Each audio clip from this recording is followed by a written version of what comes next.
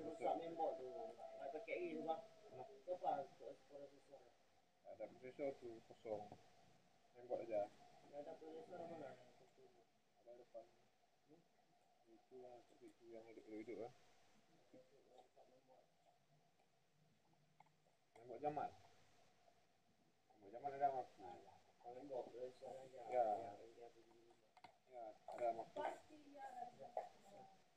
Nembok zaman ya. Kalau nemboknya. Iyalah, maksudnya nembok zaman kan, prosesornya kan. Ada waktu. 2 juta ya.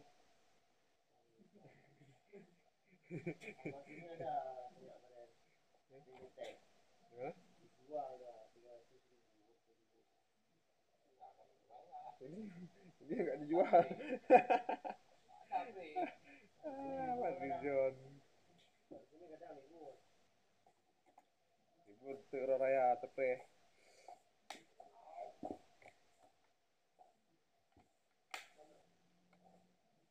Oh, ada libur satu.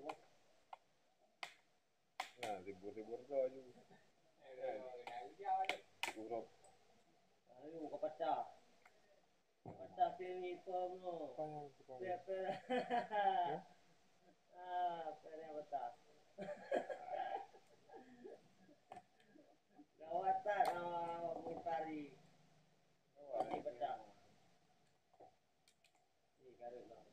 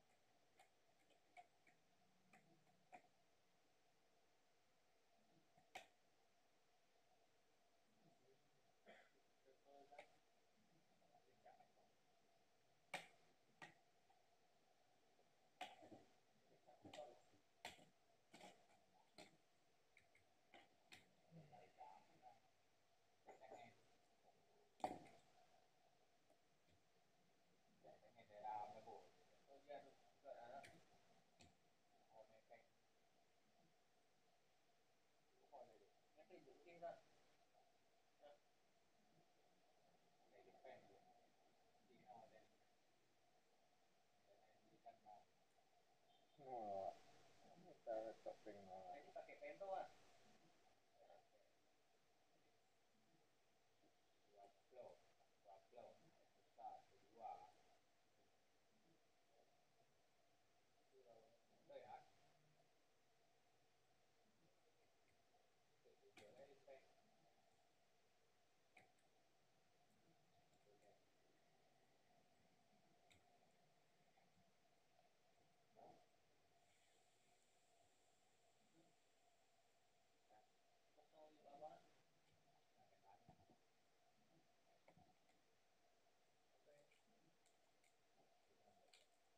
Rumah. Oma.